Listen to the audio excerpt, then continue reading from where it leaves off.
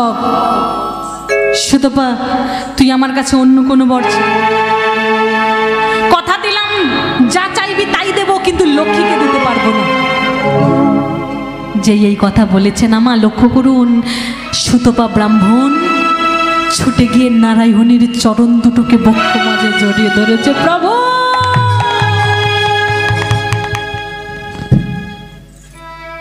দাও না প্রভু,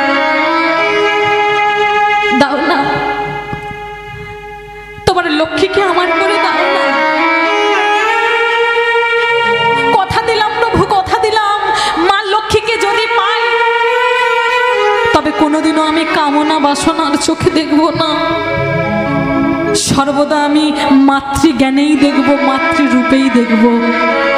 প্রমাণ করে দাও না তুমি ভক্তাধীন ভগবান, প্রমাণ করে দাও না তুমি ভক্ত বাঞ্ছা কল্পতরু ভগবান।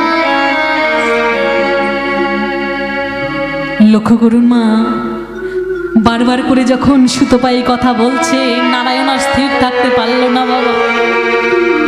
কারণ আমার ভগবান সব সইতে পারে বাবা, দুটো বস্তু আমার ভগবান সহ্য করতে পারে না। কি বলুন তো? দুটো বস্তু আমার ভগবান সইতে পারে না। একটি হলো অহংকার, আমার বাড়ি, আমার গাড়ি, আমার টাকা, আমার পয়সা, আমার জায়গা, আমার জমি, আমার পুত্র, আমার কন্যা, এই যে আমার আমার আমার। হ্যাঁ গো মা, একবারও কি চিন্তা করে দেখেছি সবই তো আমার, তবে আমি কার?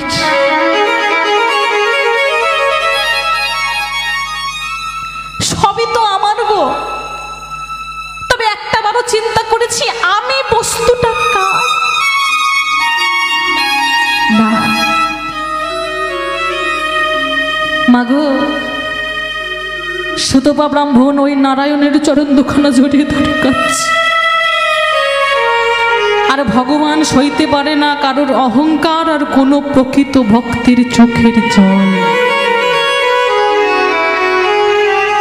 ওই সুতপা ব্রাহ্মণের চোখের জলে নারায়ণের চরণ দুখানা ধুইয়ে যাচ্ছে। দাও না প্রভু, দাও, তোমার লক্ষ্মীকে আমার করে দাও না। হে ভক্তমণ্ডলী, ভক্তিমতী মায়েরা, একটা কথা জানবেন বাবা, এই জগতে না যারা বাবা সত্যিকারের প্রকৃত ভক্ত হয়, যারা আপনাদের মতো প্রকৃত ভক্ত, যারা কোনোদিন হরি নাম ছাড়া কিছু জানে না, হরি নাম ছাড়া কিছু বোঝে না,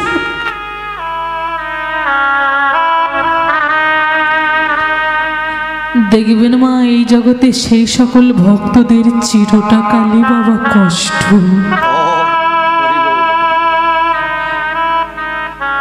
জানবেন যারা কোনোদিন হরিবাসরে যায় না, হরিনাম আস্বাদন করে না, ভাগবত কথা আস্বাদন করে না, এই জগতে দেখবেন সেই সকল মানুষরাই কত সুখে রয়েছে, কত শান্তিতে রয়েছে।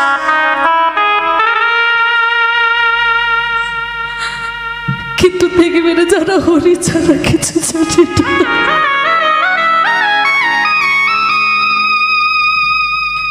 হরি ছাড়া কিছু বোঝে না, হরির নাম না করে জল পর্যন্ত গ্রহণ করে না, দেখবেন বাবা, আমার কথা নয়, আপনারা বিবেচনা করে দেখবেন এই জগতে সেই সকল ভক্তদেরই টালি ফেটে জল পড়ছে।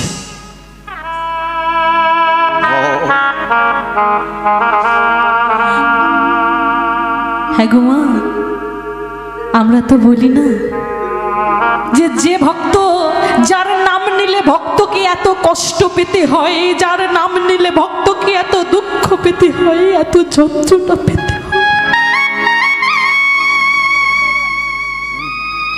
ও মায়েরা, বলতে পারেন সেই ভগবানের নাম আমরা নেব কেন? যার নাম নিলে এত কষ্ট পেতে হয়, এত যন্ত্রণা পেতে হয়, এত কষ্ট আঘাত পেতে হয়, তার নাম নেব কেন, কিসের জন্যে? মাগো, এই কথাগুলো না এই আমাদের মতো ভক্তরাই বলবে, কিন্তু যারা প্রকৃত ভক্ত, আপনাদের মতো যারা ভক্ত, তারা কি বলবে জানো মা? তারা ওই একটা কথাই বলবে, দয়াময় দয়াময় দয়াময়, যত দুঃখ আছে, যত কষ্ট আছে, যত যন্ত্রণা আছে, তুমি আমাকে দাও। কেন জানো প্রভু?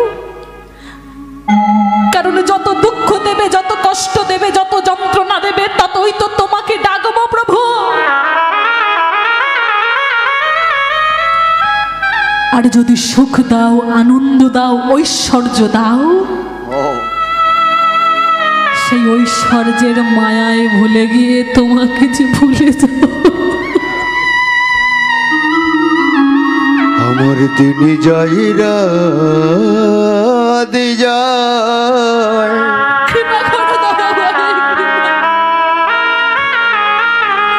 আমার কেটে যাই যাইবে হেলা,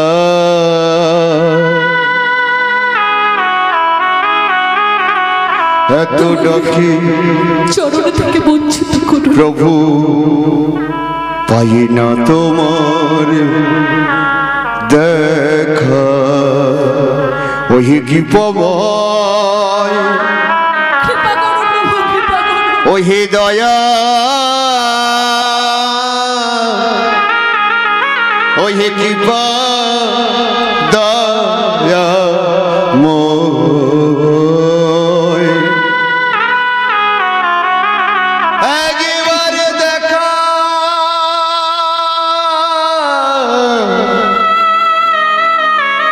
দেখা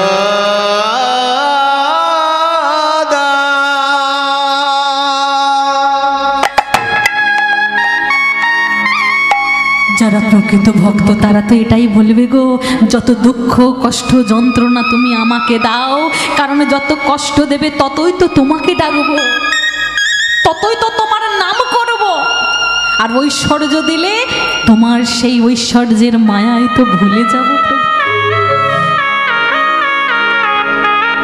বাবা জানবেন, এই জগতে কাগজ পোড়ালে ছাই হয়, খড় পোড়ালে ছাই হয়, মানুষকে পুড়িয়ে দেবেন সেটাও ছাই হবে,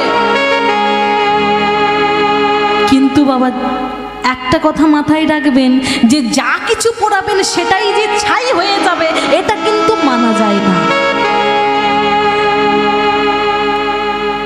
কারণ এই পৃথিবীতে এমনও কিছু বস্তু আছে যেটা পোড়ালে কোনোদিনও ছাই হয় না, যত পোড়াবেন সেটা তত খাঁটিতে পরিণত হয়। কি বলুন তো, জানেন না? সোনা গো মা সোনা, এই সোনাকে যত পোড়াবেন কোনোদিনও ছাই হবে না, যত পোড়াবেন সেটা পুড়তে পুড়তে খাঁটিতে পরিণত হবে। তদ্রূপ আপনারা হলেন সেই সোনা, আর আমার ভগবান হলেন সেই স্বর্ণকার। স্বর্ণকার যেমন সোনাকে আগুনে ফেলে পিটিয়ে পিটিয়ে তাকে খাঁটি সোনায় পরিণত করে, তদ্রূপ আমার ভগবান স্বর্ণকার আপনাদের মতো ভক্তকে দুঃখের আগুনে, কষ্টের আগুনে, যন্ত্রণার আগুনে ফেলে পুড়িয়ে পিটিয়ে পিটিয়ে খাঁটি ভক্ততে পরিণত করেন। তাই গৌর হরি হরি হরি বল হরি। আগেই বলেছিলাম না মা, যে করে আমার আশ আমি করি তার সর্বনাশ। তথাপিও যদি সেই ভক্ত না ছাড়ে মোর পাশ, তবে আমি হই তার দাসের অনুদাস। ওমা রাত্রি অধিক হচ্ছে জানি, তবু এই যে এই যে কথাটি আমি বললাম, যে করে আমার আশ আমি করি তার সর্বনাশ। ছোট করে একটু বলবো মা, বেশি সময় নেব না, ছোট্ট একটা কথা বলবো এই বিষয়ের উপর। লক্ষ্য করুন, একদিন দেবর্ষি নারদ আমার ভগবানকে বলছে, প্রভু শুনেছি মর্তধামে তোমার অনেক ভক্ত আছে, তা ও প্রভু চলো না একটু মর্তধামটা ঘুরে আসি। লক্ষ্য করুন, দেবর্ষি বলছে চলুন না প্রভু একটু মর্তটা ঘুরে আস। যাবে দেবর্ষি? চল। এখন দুজনে মিলে বেরিয়েছে মা। বেশ কিছুক্ষণ সময় ধরে হাঁটছে, হাঁটতে হাঁটতে দেখুন দেবর্ষি নারদের বড় জল পিপাসা পেয়েছে, ক্ষুধাও পেয়েছে, কারণ মধ্যাহ্ন হয়ে গেছে, তো সূর্য মাথার উপরে উঠে গেছে।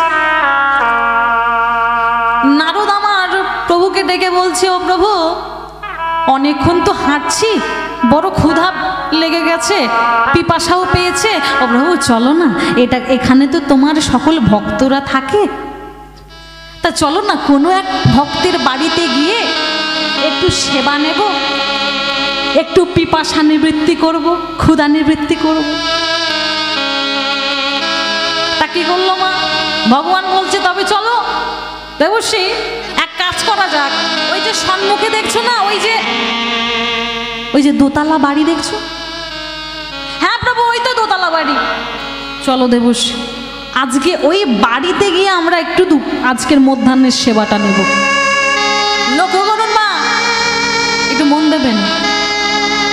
দুজনে মিলে সেই দোতলা বাড়ির সম্মুখে গিয়ে ডাক দিয়েছে, বাড়িতে কে আছো? হ্যাঁ গো, একটু দরজাটা খুলবে গো। বাড়ির যিনি কর্তা দরজাটা খুলে দিয়েছে। কারা তোমরা? এই আমরা পদব্রজে আসছিলাম, তো বড় ক্লান্ত হয়ে গেছি, বলছিলাম বাবু আজকে দুপুরবেলায় তোমার বাড়িতে একটু সেবার। দাঁড়াও দাঁড়াও দাঁড়াও, তোমাদের কি মাথা ব্যথা খারাপ হয়ে গেছে? দেখেছো ঘড়িতে কটা বাজে? বলি তোমাদের জন্য কি আমি রন্ধন করে রেখে দিয়েছি নাকি? হবে না হবে না, চলে যাও, অন্য কোনো বাড়িতে গিয়ে যাও, এই বাড়িতে কোনো সেবার ব্যবস্থা হবে না। লক্ষ্য করুন, ভগবান আমার মুচকি মুচকি হাসছে, দেখেছো?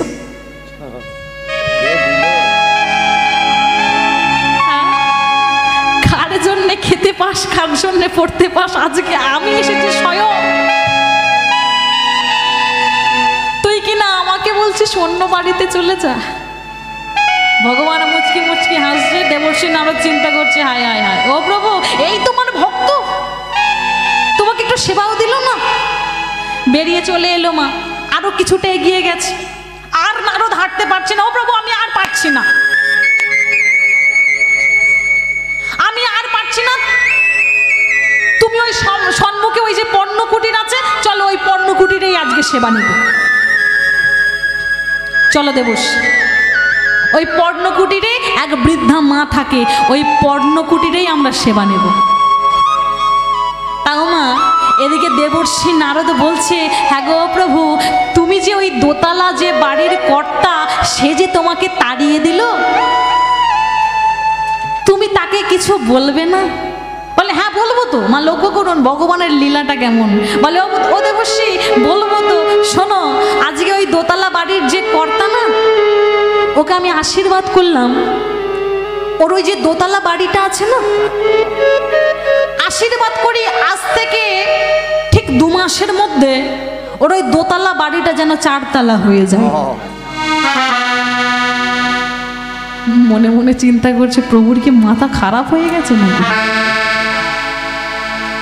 চলে গেল সেই পর্ণকুটিরের সামনে।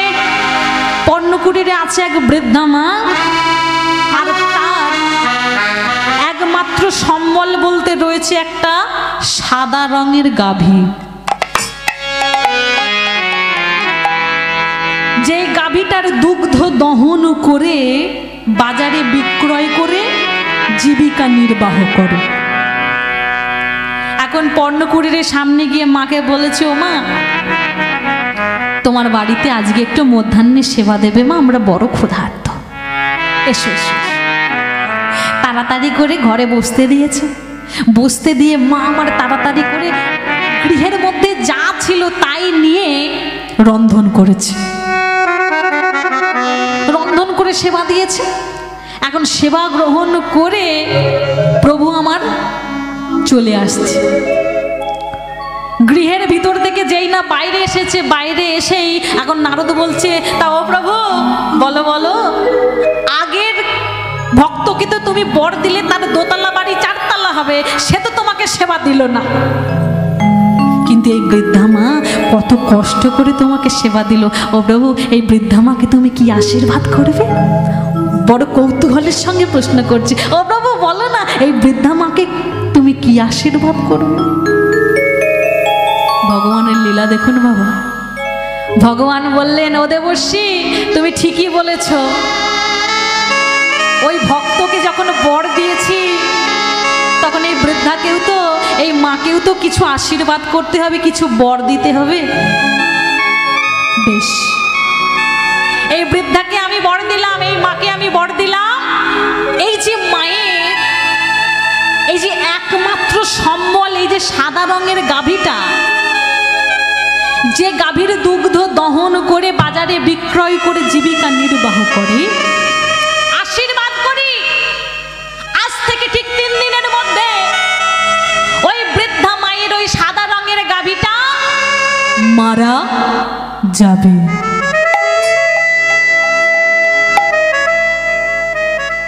চমকে উঠেছে দেবর্ষি নারদ, মনে মনে চিন্তা করছে, এ তোমার কেমন লীলা গো, এ তোমার কেমন লীলা, যে ভক্ত তোমাকে সেবা দিল না, দূর দূর করে তাড়িয়ে দিল, তাকে আশীর্বাদ করলে দোতলা বাড়ি চারতলা হয়ে যায়, আর যেই মা কষ্ট করে রন্ধন করে দিল তাকে তুমি আশীর্বাদ করলে তার যেন ওই গাভী সম্বলটা সেটাও যেন মারা যায়। হে তোমার কেমন লীলা প্রভু, হে তোমার কেমন লীলা। বলে নারদ, তুমি আমার লীলা বুঝবে না নারদ, তুমি আমার লীলা বুঝবে না। শোনো নারদ, আমি ওই দোতলার ভক্তকে আমি বর দিলাম চারতলা হয়ে যাক, কেন না ও কোনোদিনও আমায় ভালোবাসেনি, কোনোদিনও আমায় ভজন করেনি। তাই আমি চাই যে ঐশ্বর্যের মায়ায় ও ভুলে আছে, সারাটা জীবনে যেন ওই ঐশ্বর্যের মায়াতেই ও ভুলে থাকে, ওর কোনোদিনও আমার চরণ পাওয়া হবে না। কিন্তু ওই যে বৃদ্ধা মা, জানো দেবর্ষি, ওই বৃদ্ধা মা কোনোদিনও আমার ভজন না করে জলস্পর্শ করে, আমাকে সেবা না দিয়ে কোনোদিনও অন্ন গ্রহণ করে না। কিন্তু জানো দেবর্ষি, ওই ভক্ত মা আমায় ভালোবাসে ঠিকই,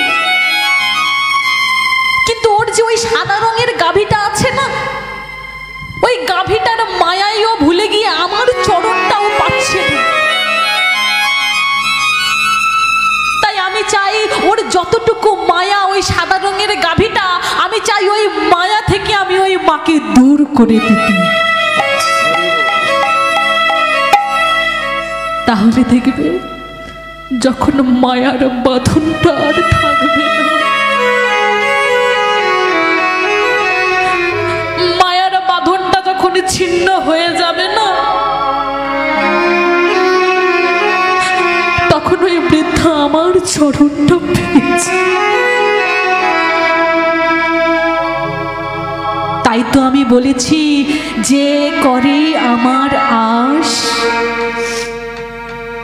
আমি করি তার সর্বনাশ।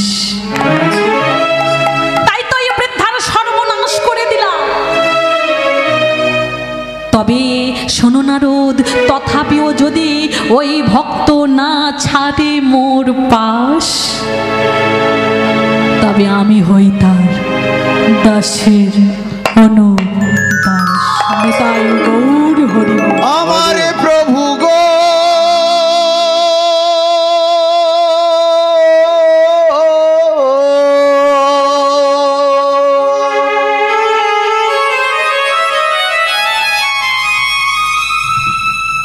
তা লক্ষ্য করুন, সেই সুতপা ব্রাহ্মণ যেই না নারায়ণের চোখের জল পড়েছে আর স্থির থাকতে পারল না। নারায়ণ বলে উঠল, ওরে সুতপা, তুই আজকে চোখের জলে আমায় কিনে নিলি। শোন সুতপা, আমি তোকে বর দিলাম, তুই আমাকে, আমার লক্ষ্মীকে তুই তোর ঘরণী রূপে পাবি, তবে আজ নয়, এই জন্মে পাবি না, তোর আবার হবে জন্ম। দৈব সত্য মন্বন্তরে তোর আবার হবে জন্ম। সেদিনে তোর নাম হবে, তোর জন্ম হবে গোকুলে, তোর পিতার নাম হবে মল্লব গো, মায়ের নাম হবে জটিলা, বোনের নাম হবে কুটিলা। আর তোর কি নাম হবে জানিস? তোর নাম হবে আয়ান ঘোষ। নামে হবে আয়ান ঘোষ, নাম হবে আয়ান ঘোষ, তোর নামে হবে আয়ান ঘোষ। তাও প্রভু, আমি না হয় আয়ান ঘোষ হয়ে আসলাম, তাও প্রভু সেদিন আমি তোমাকে ভজন করতে পারবো তো, তোমাকে ডাকতে পারবো তো? বলে না না না, সেদিন তুই আমাকে ডাকবি না, তুই সেদিন কাকে ডাকবি জানিস? কাকে প্রভু? সেদিন তুই মামা বলে মামা বলে ডাকিবি, মামা বলে ডাকবি, আর মামা বলে ডাকিবি, তুই মামা বলে ডাকিবি, তুই মাতৃভক্ত আয়ান হবি, মামা বলে ডাকিবি। সেদিন তুই মাতৃভক্ত হবি, কালী ভক্ত হবি। বলে বেশ বেশ বেশ, না হয় হলো। ও প্রভু, সেটা না হয় হলো। লক্ষ্য করুন, এদিকে দেবর্ষী নারদ কিন্তু সব লক্ষ্য করছে কি বর দিচ্ছে। তাও প্রভু সে না হয় হলো, আমি না হয় মাতৃভক্ত হলাম, আমার নাম হবে আয়ান ঘোষ। তাও প্রভু তুমি আসবে তো? বলে হাই দেখো কাণ্ড, হ্যাঁ আমার বউটাকে পাঠিয়ে দেবো আর আমি আসবো না? ও প্রভু তুমিও আসবে? বলে হ্যাঁ আমিও আসবো, আমার নাম হবে কৃষ্ণ গোপাল, আমার জন্ম হবে দৈবকীর গর্ভে কংসের কারাগারে। কংসের কারাগারে জন্ম হবে, আর রাতারাতি চলে যাব নন্দালয়ে। নন্দালয়ে চলে যাব, রাতারাতি নন্দালয়ে চলে যাব, আর আমার নাম হবে কৃষ্ণ গোপাল। বলে বেশ বেশ বেশ, তা না হয় হলো। তাও প্রভু বলি মা লক্ষ্মী তো আসবে, তা লক্ষ্মীর কি নাম হবে? ও মায়েরা বুঝতে পারছেন? বলে লক্ষ্মীর কি নাম হবে? শুনবি লক্ষ্মীর কি নাম হবে? বলো বলো প্রভু, লক্ষ্মীর কি নাম হবে? তবে শোন। বলে বৃষভানু নন্দিনী।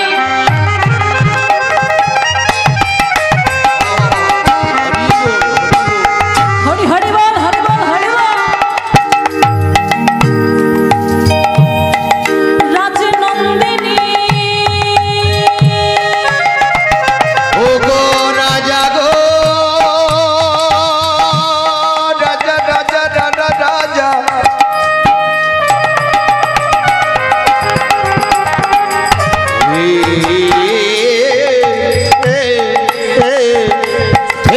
রাজা রাজা রাজা রাজা,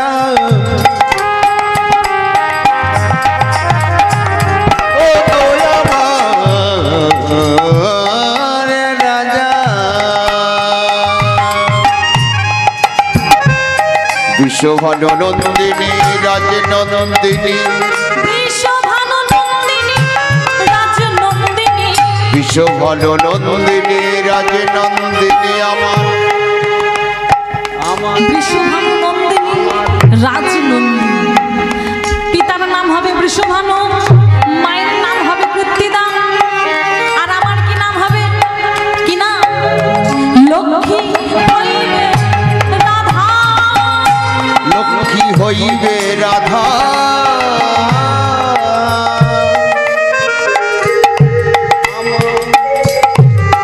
লক্ষ্মীর নাম হবে কি? রাধা। আর কি হবে? আমার লিখনে আয়ানের ঘরে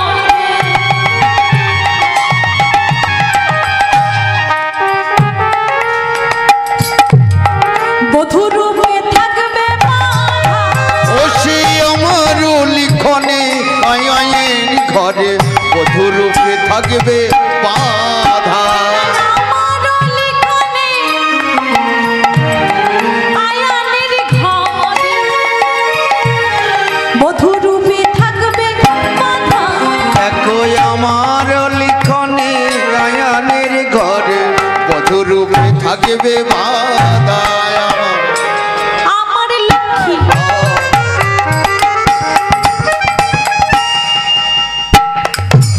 আমার লক্ষ্মী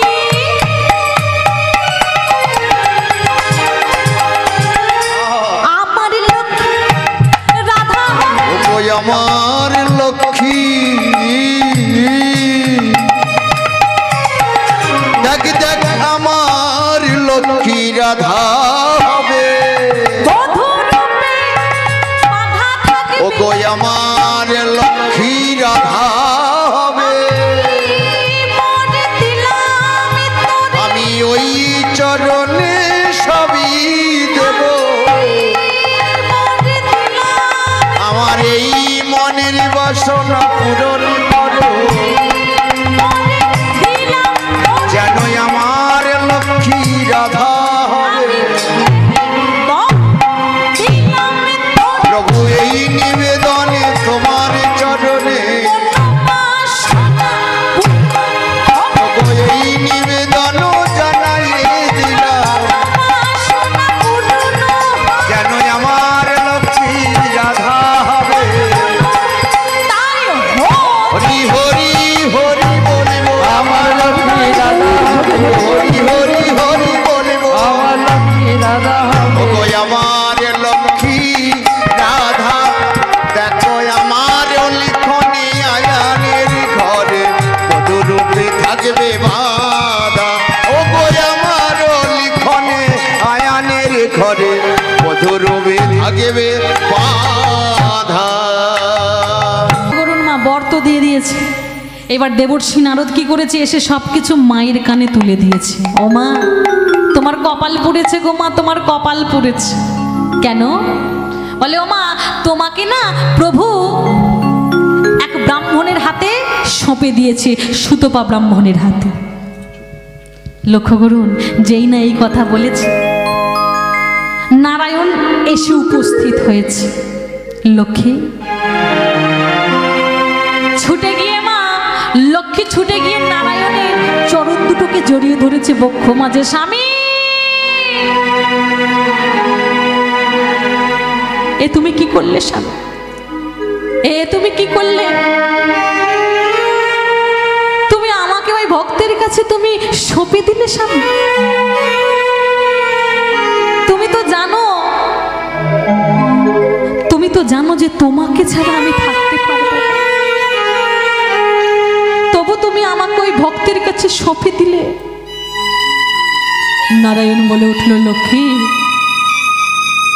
শোনো লক্ষ্মী, আমি তোমার চোখের জল সইতে পারি, আমি তোমার নয়ন বাড়ি সইতে পারি, কিন্তু ভক্তের নয়ন বাড়ি সইতে